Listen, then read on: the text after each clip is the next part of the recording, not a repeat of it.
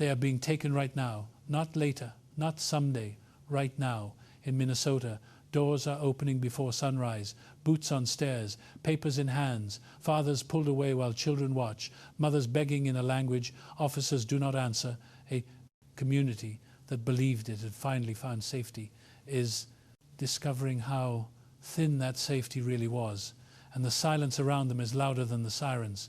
What makes this moment unbearable is not only the deportations, it is the hesitation, the waiting, the careful distance. Many expected streets filled with protest. They expected megaphones. They expected bodies standing between families and the system. But instead there is caution, there is restraint, there is history standing in the way of instinctive solidarity.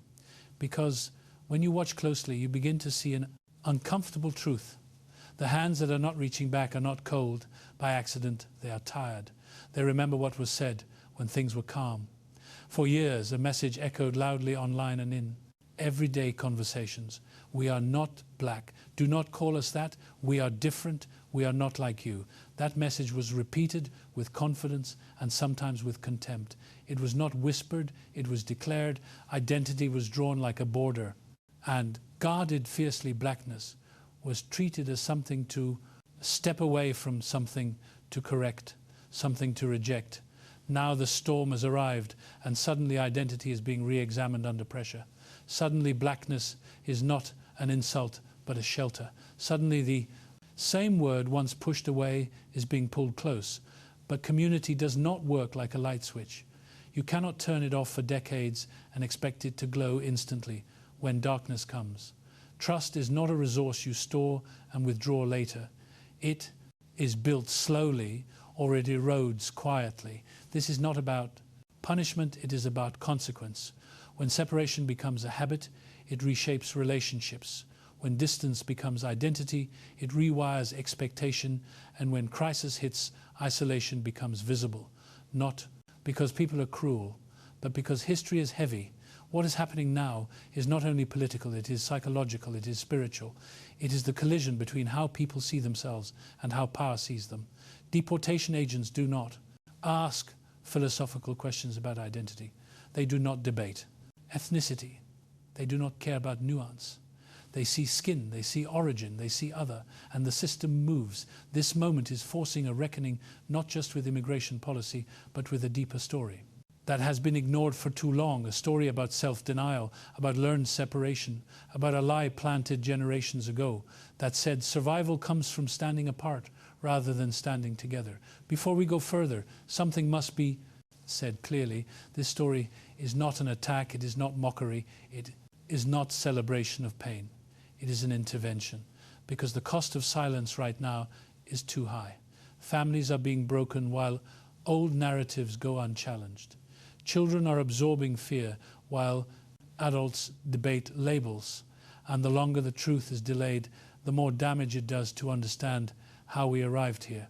We have to go back, not to politics first, not to social media, but further back to the oldest record of identity that still speaks with authority. Back to scripture, back to a name written into the foundations of human history. A name that appears again and again with intention. The name is Kush. If you come from the Horn of Africa, this name is not distant, it is yours. Kush is not a metaphor, it is not a footnote, it is a lineage. And in the Bible, lineages are never casual. They are identity before modern categories ever existed. Here is the shock when modern Kushites reject black identity. They are not just rejecting an American label, they are stepping away from a biblical inheritance that God himself acknowledged, protected and honored, that is not small, that is not symbolic, that is spiritual amnesia. This video is going to be uncomfortable because truth usually is before it heals. It will challenge stories passed down in families and repeated online without question. It will expose how colonial thinking survived long after colonizers left. It will show how separation was sold as safety and how that promise failed. But if you stay, you will also see something else. You will see that the identity being denied was never a curse. It was named, it was defended, it was prophesied, and reclaiming it is not about politics. It is about survival, It is about unity. It is about remembering who God said you were before the world told you who to be. Take a breath, stay with this, because what comes next does not begin with accusation. It begins with truth written long before any of us were born. While families are being separated and fear is spreading through Somali neighborhoods, there is another tension unfolding quietly, and that tension is not about immigration law, it is about memory, because crises do not create reactions, they reveal them. And what is being revealed right now is a fracture that did not begin this year or this administration. It began years ago when identity was treated like a luxury instead of a lifeline. For a long time, many Somali voices spoke with clarity and confidence, saying, we are not black. Do not call us that. We are Somali first. We are different. We are not like you. And that message was not subtle. It was repeated online, in videos, interviews, conversations and jokes. It shaped perception, it shaped distance, and it shaped how others learn to respond. So, when the pressure hits and solidarity is needed, the response is hesitant. Not because people are heartless, but because trust does not appear on command. It grows or it fades. And for many, the memory is still fresh of being told, we are not the same. Now, let me pause here and speak directly to you listening right now, wherever you are. Have you ever pushed away an identity or a community because you thought it would keep you safer? Have you ever believed that separating yourself would make the system to see you differently? And if so, what are you feeling right now as you listen? Because this moment is forcing a painful truth into the open. You cannot reject a bridge for years and expect it to hold your weight the moment the flood comes. That is not how human connection works, and it is not how community works. This is not about blame, it is about reality. For years, black Americans watched Somali voices distance themselves from blackness, sometimes politely, sometimes aggressively, sometimes with ridicule, and that history sits in the background now as deportations happen, and the reaction is quieter than expected, not because compassion is gone, but because relationships were never built. This is what many do not want to hear, but must hear. Community is not activated by crisis. It is activated by shared history and shared struggle. And when that history is missing, the response is delayed. And that delay has consequences, especially when children are crying and families are breaking apart, the painful. Irony is that the very identity that was rejected is now being reached for as protection. But systems do not change their behavior based on your self-definition. Deportation officers do not ask if you consider yourself black. They do not care. If you say you are Arab or Somali or dark Caucasian, they see skin, they see origin, they see other, and they act accordingly. The system does not debate nuance. It enforces power. And this is where the contradiction becomes unbearable. Separation did not protect anyone. It only isolated them. And isolation makes communities easier to target. This is not unique to Somali. History has shown this pattern again and again whenever a minority group believes it is different enough to be spared, it eventually learns the truth that systems built on hierarchy do not reward loyalty, they exploit it and discard it when convenient. And right now that lesson is being learned in real time in Minnesota as families who thought they were safe are discovering how fragile that belief was. And here is the deeper layer that few want to confront. This denial of black identity was never just a personal preference. It was learned, it was taught, it was inherited. It is the product of a long psychological campaign that taught some Africans that survival meant standing apart from other Africans. That message did not originate in Somali culture. It was planted by colonial systems that understood something very well. Divided people are easier to control than united ones. And those systems did not need to be present anymore because the idea continued to police itself. Now watch what happens. When fear enters the room, suddenly old arguments feel less important. Suddenly identity debates feel hollow. Suddenly the question becomes, who will stand with us? And the answer is complicated by years of distance. And this is where the pain sharpens, because some black Americans are watching this unfold with heavy hearts, wanting to care, but also remembering how often they were told, do not include us, do not call us that, do not associate us with you. And this moment is forcing everyone to sit with uncomfortable emotions on all sides. And that is why this conversation matters now, because if it is not addressed honestly, it will harden into resentment instead of healing. Let me ask you another question, and I want you to really sit with it, not answer quickly.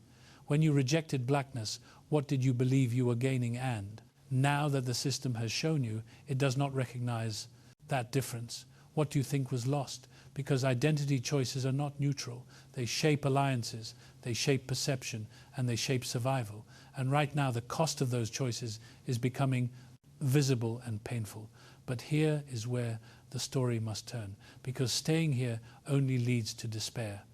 And this is not a story meant to end in despair. It is meant to lead to awakening, because what was denied can be reclaimed, and what was broken can be rebuilt, but only if truth is faced without defensiveness. The truth is that rejecting black identity did not make anyone safer. It made them more alone. And isolation is dangerous in a world that targets visible difference. This is not an accusation, it is an invitation to reconsider what unity actually means and where real protection comes from. And if you are still listening, I want to thank you, because staying through discomfort is not easy. It means something inside you knows this matters. It means you are willing to question narratives you are handed. And that willingness is where healing begins. Because before any modern label, before any border, before any colonial classification, there was already a name written into Scripture that did not divide, but identified. And that name is where this story must go next. Because the Bible does not speak in the language of denial, it speaks in the language of naming. And what it names has been forgotten for far too long. What is happening beneath the arguments about labels and identity is something far deeper than pride or preference. It is a psychological pattern that has been forming for generations, and it only reveals itself fully when pressure is applied, because when life is calm, people can afford illusions, but when fear enters the room, illusions collapse and the truth comes out. The truth is that denying black identity has never been about confidence. It has been about fear. Fear of being placed at the bottom, fear of inheriting the weight of history, fear of being treated the way black people have always been treated in systems built on hierarchy. And that fear did not come from nowhere.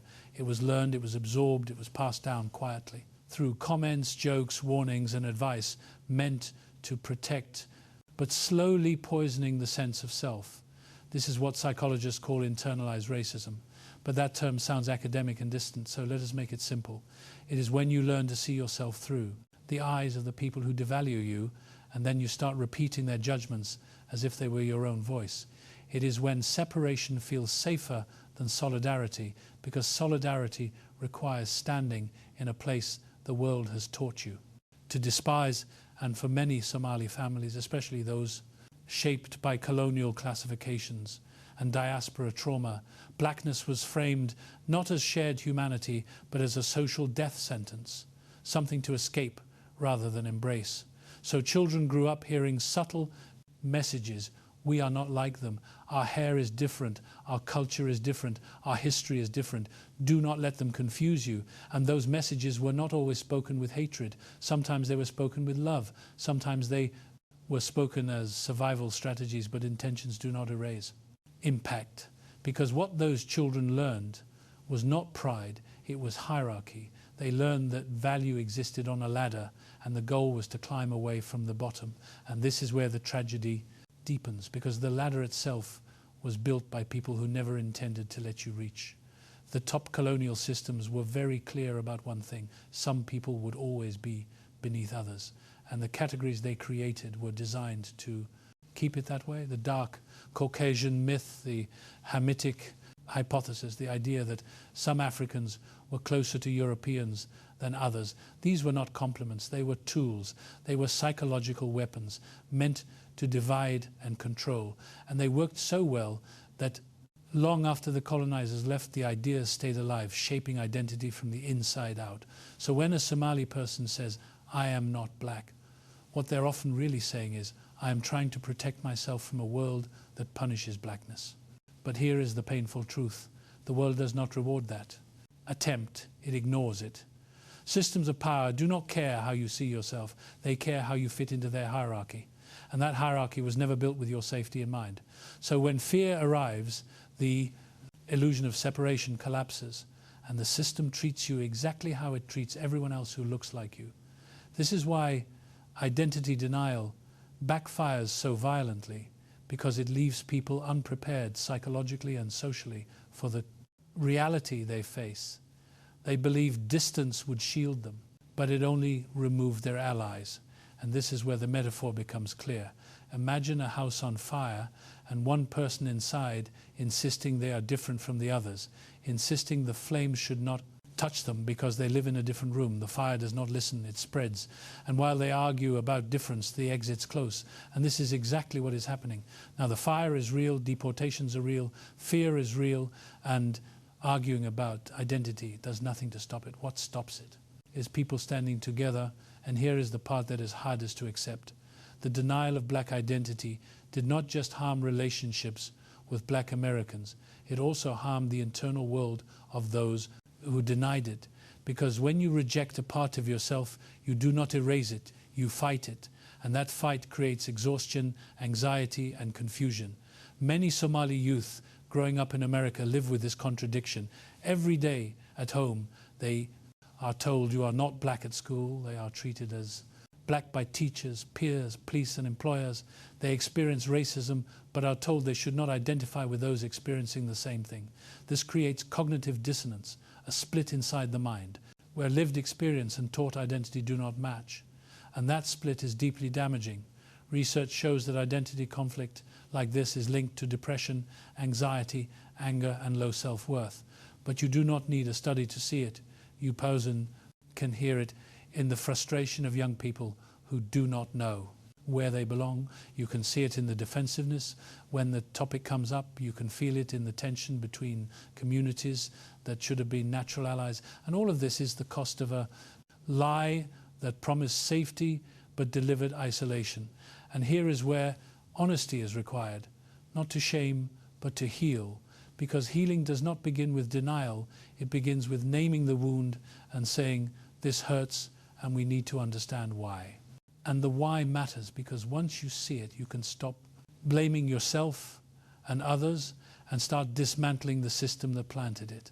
The denial of black identity was never about truth, it was about escape. But escape is impossible when the cage is built around perception, not self-definition. And this is why reclaiming identity is not about surrender, it is about strength.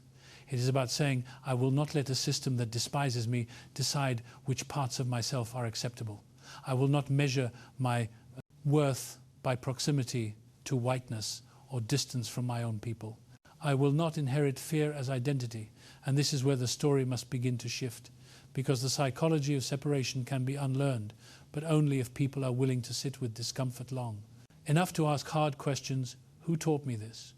Who benefits when I believe it, and what has it cost me? And if you are listening right now, I want you to consider something carefully. The fear you feel about claiming black identity is not proof that it is wrong. It is proof that it has been framed as dangerous for a very long time. And that framing served someone, but it did not serve you, because blackness was never the curse. The curse was the system that taught people to hate it. And until that is confronted, the cycle will continue repeating itself, generation after generation. And that is why the next part of this story cannot stay in psychology alone. It has to go deeper. It has to go to scripture. Because before colonial categories, before modern race, before political labels, there was already a name, already a lineage, already an identity spoken by God himself. And that name does not carry shame. It carries recognition. And until that is remembered, the wound will keep reopening no matter how much distance people try to create. Before any modern argument about race ever existed, before any passport category or census box was created, identity was already spoken and recorded. And that is why this conversation cannot stay trapped in psychology or politics. It has to return to Scripture, because Scripture does not negotiate identity. It names it. And when God names something, he is not offering a suggestion. He is establishing truth. And this is where many people feel tension, because they have been taught to see the Bible as symbolic or distant. But in the ancient world, genealogy was not poetry. It was law, it was origin, it was belonging. It was how you knew who you were and where you stood in the human story. And when you open Genesis chapter 10, something remarkable appears, not hidden, not vague, but written plainly. The table of nations, the map of humanity after the flood, tracing every people back to Noah and his sons. And there, among those names, one appears first among the sons of Ham, Cush, not last, not forgotten, not implied, but named directly. And this matters because in biblical culture, order is never random. The first named carries weight, responsibility, and recognition. And Cush is named first, which means from the beginning God wanted that lineage seen, recorded and remembered. Cush is not a metaphor. Cush is a people, a region, a bloodline historically associated with the land south of Egypt, the Nile Valley, the Horn of Africa, what we now call Ethiopia, Sudan, Eritrea, and Somalia. Ancient historians were clear about this. The Greeks called the region Ethiopia, meaning burnt face, referring to dark skin. The Romans called its people Kushites, and the Bible uses the name repeatedly without apology or confusion. This was a black African people. And the Bible does not speak of them with shame, it speaks of them with clarity and often with honor. And here is where modern denial becomes painful, because when people say we are not black, they are not just arguing with social categories, they are arguing with Scripture. They are saying, I reject the name God preserved for my ancestors, and that rejection is not neutral. It disconnects people from a story meant to anchor them. Now consider this, God did not simply mention Cush once and move on, the name appears. More than 30 times across the Old Testament in historical records, prophetic declarations, and poetic imagery. Cush is not a side character. Cush is part of the narrative, and that alone should cause anyone to pause, because God does not repeatedly name what he intends to erase. And this becomes even clearer when we move beyond genealogy into story, because identity in Scripture is tested not in lists but in moments of conflict. And one of the most revealing moments comes in Numbers chapter 12. Moses, the central figure of the Exodus, the lawgiver, the prophet who spoke with God face to face, married a Kushite woman. The text is explicit, and when his own siblings, Miriam and Aaron, criticize him for this marriage, God responds immediately and decisively. He does not defend Moses quietly. He does not ignore the complaint. He intervenes and strikes Miriam with leprosy, causing her skin to turn white. And the symbolism is impossible to ignore. The one who criticizes a dark-skinned woman is afflicted with whiteness as punishment. God forces the prejudice to reveal itself and then rebukes it. And this moment is not about Moses alone. It is a divine statement that contempt for Kushite identity is unacceptable. And here is the question no one wants to ask. If God himself defended a Kushite woman against criticism, why would her descendants feel the need to deny that identity? What happened between then and now that made something God protected feel like something to escape? And the answer is not found in Scripture. It is found in history. But before we go there, the Scripture keeps speaking because the prophets do not forget. Kush, Psalm 68 declares that Ethiopia shall stretch out her hands to God. This is not marginal. This is prophetic expectation. God anticipating worship from Kushite. People, Zephaniah chapter 3 echoes the same message, saying, from beyond the rivers of Cush, my worshippers, my scattered people, will bring offerings again, God naming them as his people, even in dispersion, even when scattered, even when far from their land. And that matters deeply for diaspora communities, because it means displacement does not erase identity, and borders do not cancel divine recognition. And then we arrive at the New Testament in Acts chapter 8, where the first named African convert to Christianity is an Ethiopian official, a Kushite man, reading Isaiah, searching for understanding, who is baptized and returns home. Rejoicing church tradition holds that he carried the faith back to his land, making Ethiopia one of the oldest Christian nations on earth, long before Europe embraced Christianity. And this is where the narrative becomes impossible to ignore. Kushites were not late to faith, they were early. Kushites were not peripheral, they were present. And this is the heritage being denied when people reject black identity. not an American label, not a political category, but a biblical lineage that God himself acknowledged, celebrated, and defended. And the tragedy is that colonialism succeeded not by erasing this history, but by teaching people to forget it, by replacing divine naming with racial hierarchies, by telling some Africans they were better than others, closer to whiteness, closer to civilization, closer to worth. And that lie worked so deeply that people began repeating it as truth and measuring themselves by it. And now, in a moment of crisis, that lie is collapsing because it cannot protect anyone from a system that does not recognize nuance. And here is where the shift must happen, because reclaiming Kushite identity is not about joining a political bloc. It is about returning to truth. It is about saying, I will not let 19th century pseudoscience define me more than Scripture does. I will not let fear override what God named. And this is not about erasing Somali culture or language or history. It is about placing it where it belongs within a larger African story that was never meant to be fragmented. And if this makes you uncomfortable, that discomfort is a signal not to run but to listen, because truth often hurts before it heals. And the healing here comes from remembering that blackness was never the enemy, the system that devalued it was. And until that distinction is made, people will keep fighting shadows instead of confronting the structure that harmed them. And this is why the next part of this story matters so much. Because once identity is reclaimed, the question becomes, what do we do with it? How do we rebuild what was broken? How do we move from naming the wound to healing the community? And how do we stop repeating a cycle that history has already shown leads to vulnerability rather than safety?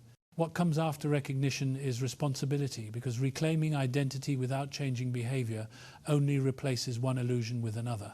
And this is where many stories stop too early. They expose the lie but never show the cost of continuing it or the work required to heal. And that work is not abstract, it is practical, it is relational, and it is urgent.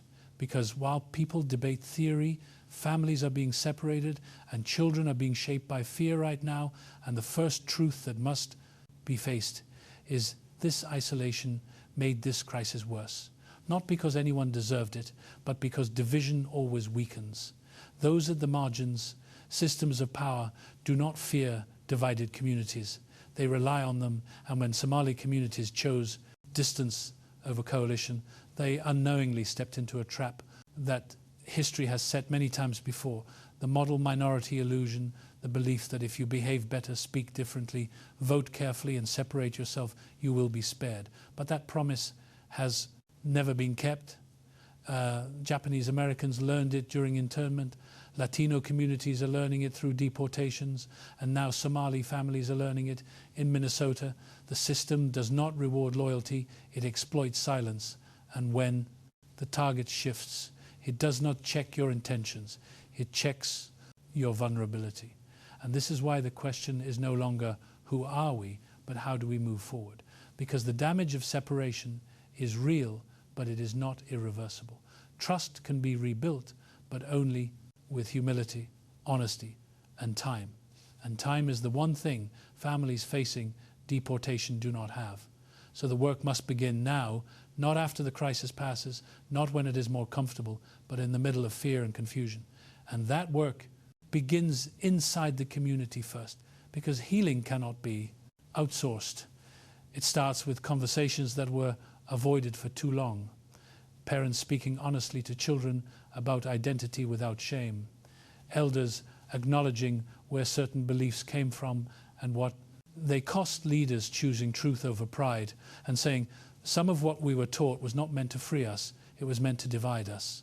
And saying that out loud matters, because silence passes wounds down generations and speech interrupts that cycle. And this is especially urgent for children growing up in diaspora, because they are absorbing messages from every direction at home. They hear one story at school, they live another, and online they see conflict turned into content. And without guidance, they internalize confusion as identity.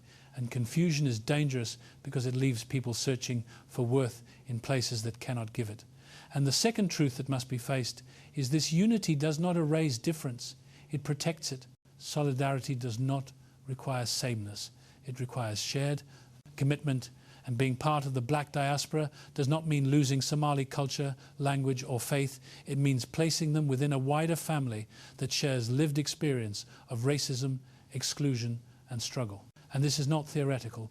Black Americans and other Africans have been doing this work for generations, building coalitions across language, culture and history because survival demanded it.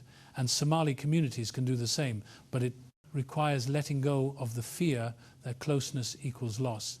That fear was planted by systems that benefited from division, and it is time to uproot it. And this is where humility becomes essential, because some bridges were burned and pretending otherwise only deepens the gap. Reconciliation requires acknowledging harm, saying we distanced ourselves, we said things that hurt, we chose separation, and we see now what it cost. And that kind of honesty opens doors. That defensiveness keeps closed. And many black Americans are willing to meet that honesty with grace because they understand internalized oppression. They understand how trauma reproduces itself. They have lived it. And what they are waiting for is not perfection, but sincerity and action matters. Because words alone do not stop deportations or heal fear. What stops them is organized response, legal support, political pressure, and visible solidarity. And those things are strongest when communities stand together, not as competitors, but as allies. And there are already organizations doing this work, bridging immigrant rights and black advocacy. And Somali communities do not need to start from scratch. They need to show up, build relationships, and commit long-term, not only when crisis hits. And this is where leadership must rise. Not performative leadership, but grounded leadership that understands the moment and is willing to make unpopular decisions for the sake of survival leaders who will say publicly that anti-blackness exists within the community, and it must be addressed. Leaders who will challenge harmful language about hair, skin and worth. Leaders who will teach children that their features are not mistakes and their history is not something to hide. Leaders who will remind people that Scripture named them, honored them, and never asked them to be anything else, to be worthy. And this is not about choosing between faith and identity. It is about aligning them. Because the God who named Kush did not do so to shame, but to recognize, and remembering that changes how people walk in the world. It replaces fear with grounding, it replaces isolation with belonging, and it replaces reaction with intention. And intention is powerful because it allows communities to move strategically rather than defensively. And right now, strategy matters, because deportations will not stop on their own.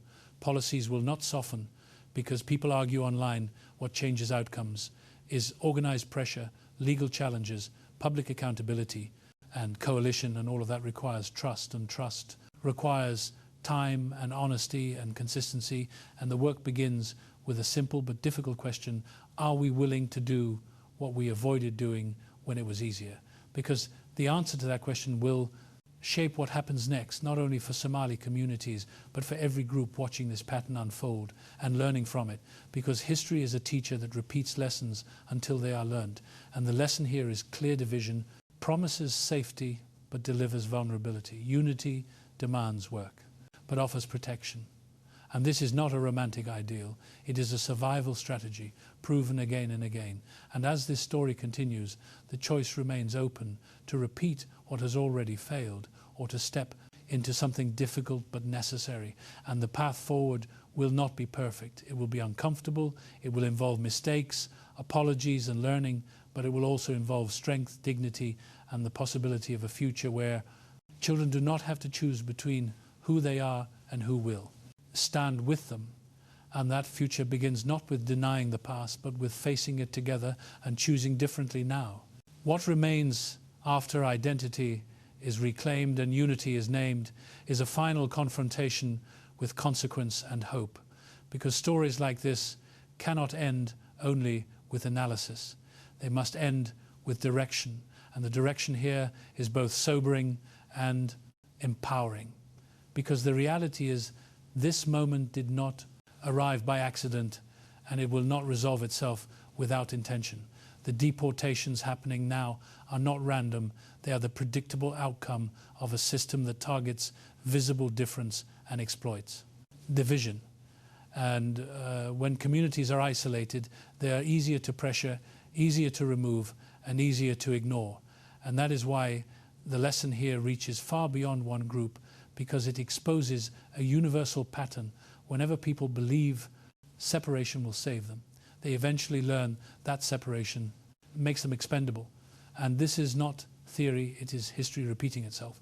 And the painful clarity of this moment is that the protection many thought they had never existed. It was a story told to make survival feel manageable. But when power shifts, stories collapse and only relationships remain. And this is where hope begins. Because while systems are strong, they are not absolute. And while damage has been done, it is not final. There is still time to choose differently, to rebuild trust and to act together. And that work does not start with slogans. It starts with courage. Courage to say we were wrong about some things. Courage to admit fear-shaped decisions. Courage to prioritize children and families over pride, and courage to reach out across lines that once felt too uncomfortable. And this courage must be matched with action, because healing without action becomes sentiment, and sentiment does not stop vans or change policy.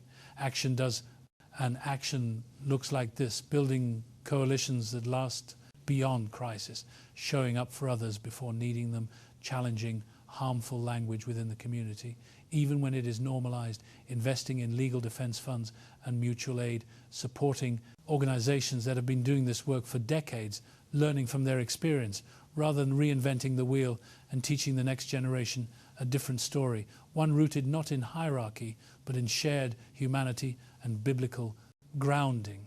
Because Scripture does not end with naming, it ends with responsibility. The prophets did not only remind people who they were, they called them to act accordingly. And this is where the spiritual dimension becomes practical, because faith that does not translate into justice is incomplete. And remembering Kush is not about nostalgia, it is about alignment. Alignment with a God who consistently stands with the marginalized, calls out pride, and demands care for the vulnerable. And that alignment challenges both despair and denial. It refuses the lie that nothing can change, and it rejects the comfort of doing nothing. And this is where the future is being decided quietly in conversations, at dinner tables, in mosques, churches, community centers, and living rooms where elders decide what to teach children, and leaders decide what to confront publicly, and individuals decide whether to retreat into fear or step into relationship. And if you are listening to this and feeling overwhelmed, that reaction makes sense. This is heavy because it matters, and the weight you feel is the weight of truth pressing against old narratives. But do not confuse heaviness with hopelessness, because awareness is not the end, it is the beginning of choosing differently, of building what should have been built earlier, and of refusing to pass this confusion down another generation. And if you are Somali listening to this, understand this invitation is not to erase yourself. It is to fully inhabit who you are, without shame, without hierarchy, and without fear. Your culture, language, faith, and history are not threatened by unity, they are strengthened by it. And if you are Black American listening to this, your role matters too, because healing requires space and patience, even when hurt is real. Grace does not mean forgetting. It means allowing growth and holding people accountable without closing the door. And if you are from another community, watching this unfold, learn from it, because the pattern is clear and the warning is loud. Separation does not save. Solidarity does. And the choice between them is often framed as identity, but it is really about survival and dignity. And the future being shaped right now will belong to those willing to do the uncomfortable work of connection. And that work is not glamorous, it is slow, it requires listening, apologizing, learning, and showing up when cameras are gone. But it is the only path that has ever led to real protection and lasting change. And so this story ends where it began, with people, not theory, with families, not arguments, with children who deserve a future where they do not have to negotiate their worth or their belonging. and that future is still possible, but only if the lesson of this moment is taken seriously and carried forward, not as shame, but as wisdom, because wisdom remembers what pain taught and refuses to repeat it. And the final truth is this: identity reclaimed without unity is incomplete, and unity pursued without. Honesty is fragile, but when truth and unity walk together, they create something powerful enough to challenge systems that rely on fear and division. And that is the work now, not tomorrow, not after the crisis, but now, because the cost of waiting has already been paid. And the invitation remains open to step into a different story, one grounded in truth, strengthened by community, and guided by a memory older than any border, a memory that says you were named, you were seen, and you were never meant to stand alone. What many people still think is exaggerated or rare has been recorded again and again in plain sight. And this is where denial becomes impossible, because we are no longer talking about theory or interpretation. We are talking about voices on camera, faces in frame, words spoken with confidence and conviction and preserved for anyone willing to look. And across social media platforms, the same statements repeat like a chorus. We are not black, stop calling us black. We are Somali, we are Arab, we are Caucasian, specifically dark Caucasian. Black is an American invention, race is a construct, and we refuse it. And what makes these declarations so powerful is not their accuracy, but their certainty, because certainty convinces even when it is wrong. And these videos are not isolated incidents. They number in the hundreds, shared, liked, debated, defended, and used as proof that an entire community rejects black identity. And whether that represents everyone is not the point. Perception becomes reality when it is repeated loudly enough. And this perception has consequences, because people respond to what they see, not to what is quietly believed. And in these videos, you see young men arguing passionately about skin tone, hair texture, facial structure and voice frequency, as if biology itself is a courtroom. And they are pleading a case for exemption. One points to his nose, another to his hair, another insists that being in the Arab League changes everything, and another declares that being called black is under an insult he refuses to accept. And the tone is often defensive, even aggressive, because something deeper is being protected here. Not truth, but distance. Distance from a category the world has taught them to fear. And what is rarely acknowledged is that these arguments did not originate organically. They follow a script, a familiar one that has been passed down through colonial education systems, pseudoscience, and social reward structures. And you can hear it in the language dark Caucasian Hamitic, heritage closer to Middle Eastern lineage. These are not Somali words. These are European constructs created in the 19th century and recycled until they felt natural. And this is where the tragedy sharpens, because while people argue about labels, systems of power, do not pause to listen. Immigration enforcement does not analyze YouTube debates. Police officers do not consult anthropological theories. Employers do not factor in self-identification. When bias operates, they see phenotype, they see accent, they see origin, and they respond accordingly. And this is where the montage of modern reality clashes with the montage of online identity. You see Somali men insisting they are not black, while footage of discrimination in Arab countries tells a different story. Somalis in Gulf states being called abid, meaning slave denied citizenship, restricted to the lowest paying jobs, treated as disposable labor, and never fully accepted as Arab, and at the same time in Western countries treated indistinguishably from other black Africans, profiled, policed, and excluded. And this double rejection exposes the lie at the heart of identity denial, because claiming Arabness did not grant protection and rejecting blackness did not remove vulnerability, it only removed allies. And this is where the mental gymnastics become exhausting. Watching people argue that race is a social construct only when the construct places them at the bottom, while benefiting from that same construct when it offers proximity to whiteness. And the inconsistency is striking, because if race truly did not matter, these arguments would not be so emotional.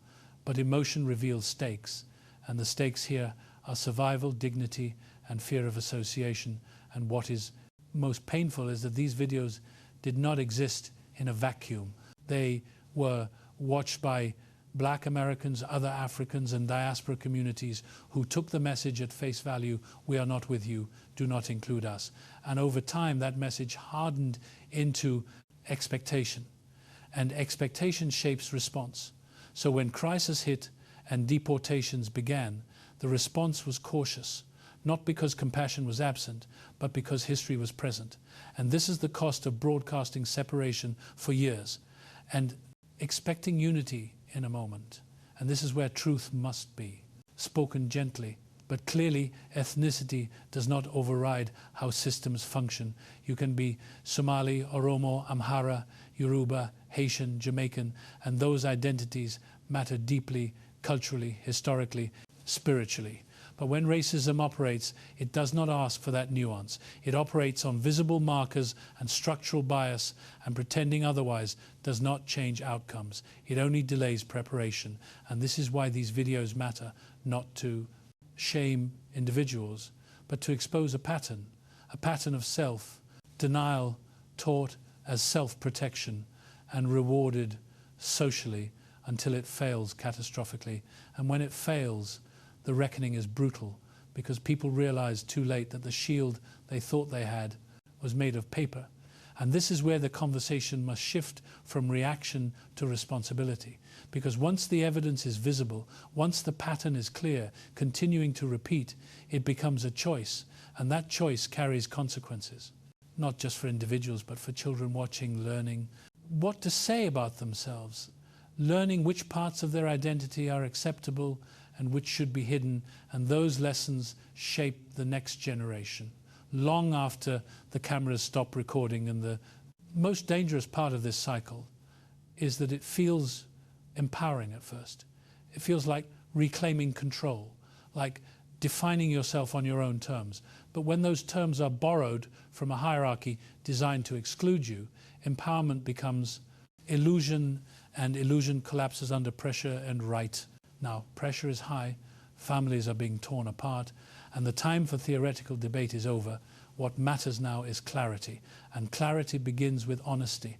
The honesty to say, these arguments did not protect us, the honesty to admit they may have harmed us, and the honesty to ask what would real protection have looked like. And that question points away from separation and toward coalition, because history has shown again and again that isolated communities are easy targets, but united ones force systems to respond.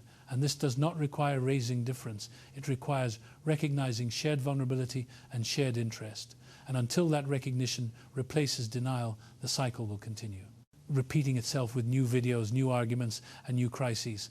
And that is why this part of the story is so important, because it shows not just what people say, but what those words produce. And what they produce right now is fear, confusion, and loss. And that is too high a price to keep paying for a lie that never delivered what it promised. What rarely gets discussed openly but quietly shapes everything underneath this crisis is the damage done inside the community itself. Because external pressure always exposes internal fractures.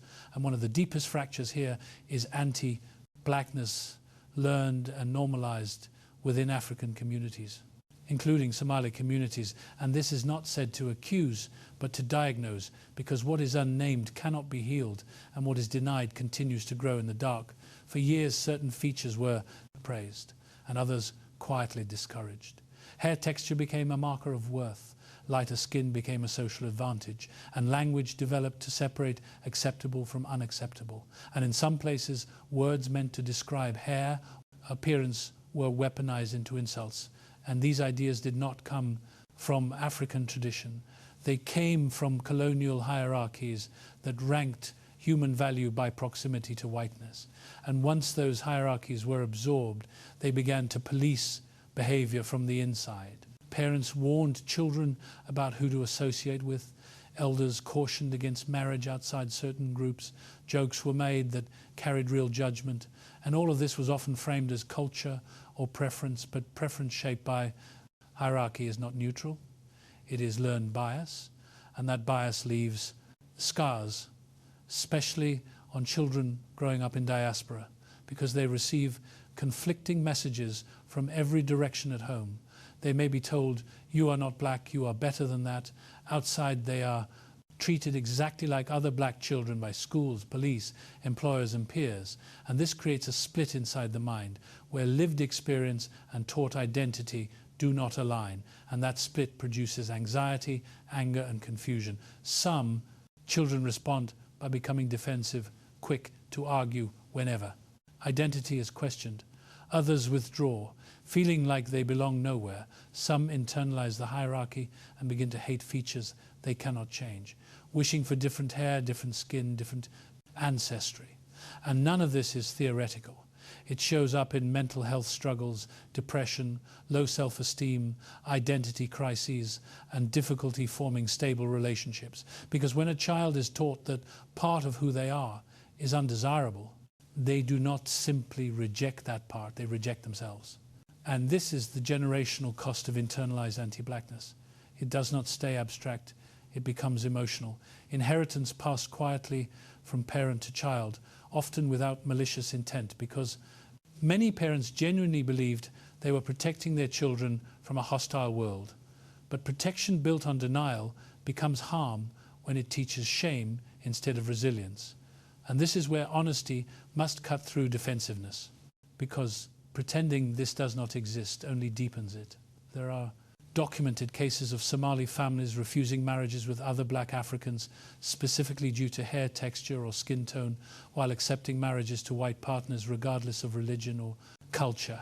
And that reality exposes the hierarchy clearly, because if the issue were faith or values, whiteness would not override them. And this pattern is not unique to Somali communities. It exists across the African diaspora. Colorism is global, texturism is global, and anti-blackness exists wherever.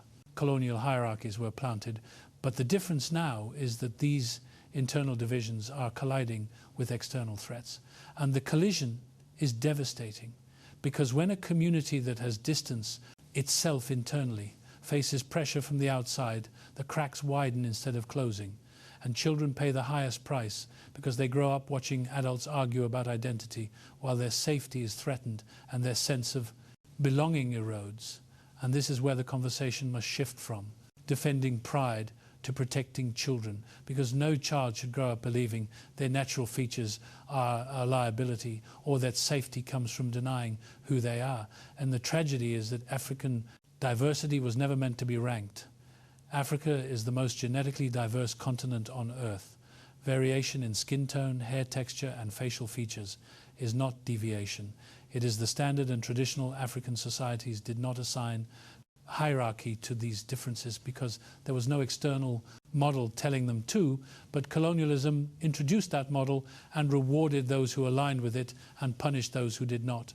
And over time, that reward system rewired perception until people began enforcing it on themselves and each other, and this internal policing became so normal that many forgot its origin and mistook it for culture. And this is why healing must include unlearning, not just externally but internally. It requires saying certain jokes are not harmless, certain preferences are not neutral, and certain beliefs we inherited did not come from our ancestors but from those who sought to control them. And this is not about guilt, it is about responsibility, because once you see the origin, you can choose differently. And choosing differently matters now, because the next generation is watching how adults respond to crisis and what they say about identity under pressure. If they see denial, fear and division, they will inherit it. If they see honesty, humility and unity, they will inherit something stronger. And this is where leadership must become courageous enough to address anti-blackness openly in community spaces, not as an attack, but as an act of care, because silence protects harm and naming it creates the possibility of change. And that change begins with language, how people speak about hair, skin and worth, how they joke, how they advise their children, who they encourage them to marry, and how they talk about other Africans when no one is watching. Because those quiet moments shape identity far more than public speeches. And until those internal hierarchies are confronted, any attempt at unity will be fragile, because unity built on unspoken contempt cannot last. And this is why this part of the story matters so deeply, because deportations may eventually slow, policies may change, but the internal wounds will remain unless they are addressed. And those wounds will continue to produce division, vulnerability, and pain. And the only way forward is through truth. Uncomfortable, honest truth that says we learned some things that hurt us and others, and we are choosing to unlearn them now, because our children deserve better than confusion, shame, and isolation. They deserve a grounded identity, rooted in truth, not hierarchy. And that truth will not come from colonial categories or social media arguments. It will come from remembering who we were before those systems spoke and deciding to live from that memory. Together, what must finally be exposed clearly, without academic fog or softened language, is the system that engineered this division in the first place, because until people see the design, they will keep blaming themselves or each other for outcomes that were planned long before any of us were born. And that system is colonial classification, not as history lesson, but as active programming, still running in the background of identity today. European colonial powers did not simply conquer land, they reorganized reality. They measured skulls, noses, skin tones, hair textures, and used those measurements to create hierarchies that justified domination and exploitation. And when they encountered African civilizations that contradicted their belief in black inferiority, they did not abandon racism, they adapted it. This is where the Hamitic hypothesis was born, a theory created in the 19th century by European scholars who claimed that advanced African societies like those in Ethiopia and the Horn of Africa were not truly black African, but descended from a superior Caucasoid race that had migrated into Africa and mixed with darker populations. This theory was not science, it was storytelling with an agenda. Its purpose was simple: preserve white supremacy by explaining away African achievement. And it worked, because it allowed Europeans to admire African civilizations without acknowledging black capability. And more importantly, it allowed them to create internal hierarchies within Africa, elevating some groups slightly above others to serve as buffers and collaborators. And this is where classifications like dark Caucasian entered the vocabulary, not as compliments but as tools. Tools that said you are closer to us than they are, therefore you should not align with them. And many East Africans were recruited into colonial administrations, police forces and military units, not because colonizers respected them, but because they needed intermediaries to control larger populations. And this strategy of divide and rule has been documented across continents, in Rwanda, in India, in the Caribbean, and in the Americas, wherever colonization occurred. Hierarchy followed, and hierarchy produced internal competition rather than unified resistance. And the tragedy is that these classifications outlived the colonizers, because while flags came down and administrators left, the ideas stayed. They stayed in textbooks, in church teachings, in family advice, and in social reward systems that favored proximity to whiteness. And over generations, those ideas stopped feeling foreign and began to feel like common sense. And this is how psychological colonization succeeds. It no longer requires external enforcement, because people enforce it on themselves and each other. And when a Somali person today argues that they are not black but dark Caucasian, they are not expressing ancestral truth, they are repeating a colonial script written by men who believed all Africans were inferior and needed to be managed. And that realization is uncomfortable, because it reframes what feels like self-definition as inherited programming. And no one likes to be told their beliefs are not their own, but discomfort does not make it false, and the evidence is overwhelming. Because these classifications collapse the moment they are tested against reality. Arab societies do not accept Somali as Arab. Western societies do not treat Somali as white. An African American society sees Somali as black, because racism operates visually and structurally, not philosophically. And this exposes the lie at the core of colonial identity. Game's proximity to whiteness was never meant to free anyone. It was meant to create gradations of control. And once that is understood, the question shifts from who am I really to why was I taught to believe this. and who benefited from it. And the answer is never the people at the bottom of the hierarchy. They only inherited confusion and division. And here is where clarity becomes power, because once you see that the system was designed to fragment, you can stop internalizing its outcomes as personal failure or cultural flaw and begin dismantling its influence intentionally. And this is not about rewriting history to create pride. It is about telling history accurately so healing can begin, because people cannot heal from wounds they do not understand. And right now, many Somali and East African communities are carrying wounds that were never named, wounds of being told you are better than other Africans, but not good enough to be equal with Europeans. Wounds of being promised special status that evaporates under pressure.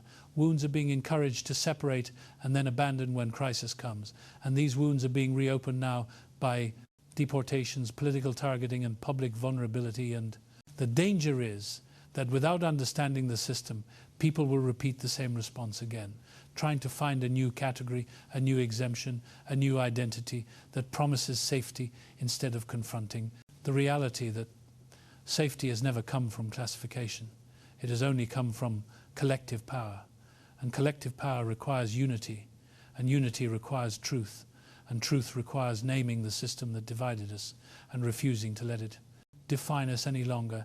And this is where the story must reach its turning point, because once the architecture of division is exposed, it loses its power to deceive, and people can begin to make choices based not on fear, but on strategy and dignity. And strategy says that communities under threat must expand alliances, not shrink them. Dignity says that no one should have to deny their ancestry to deserve protection. And Scripture reinforces this by reminding us that God did not create hierarchies of worth. He created nations and tribes to know one another. And any system that teaches otherwise is in opposition to that design. And this is not abstract theology, it is practical wisdom. Because when people understand that the categories used to divide them were invented, they stop fighting over which box they belong in and start asking who is benefiting from the boxes themselves. And that shift changes everything. It turns inward conflict into outward resistance, and isolation into coalition. And that is the only direction that leads away from repeating the same painful lesson again in a different form. And if this feels heavy, it is because it dismantles something familiar. But familiarity does not equal truth. And letting go of false frameworks is the first step toward building something that can actually hold when pressure comes. And that is where the story must now move, because exposing the system is not the end. The end is what people choose to build in its place. And that choice will determine whether this moment becomes another chapter of loss or the beginning of something stronger, rooted in truth, unity, and an identity no longer defined by those who sought to control it. What this moment ultimately demands is a choice, not just of interpretation, but of direction, because every crisis becomes either a lesson learned or a wound repeated. And what determines the outcome is what people do after the truth is revealed. And the truth now is unmistakable. Separation did not protect anyone. Denial did not shield families, and proximity to imagined status did not stop the machinery of power. And once that reality is faced, the only question left is what comes next, because awareness without movement becomes despair, and despair benefits no one, least of all children who are watching adults navigate fear in real time.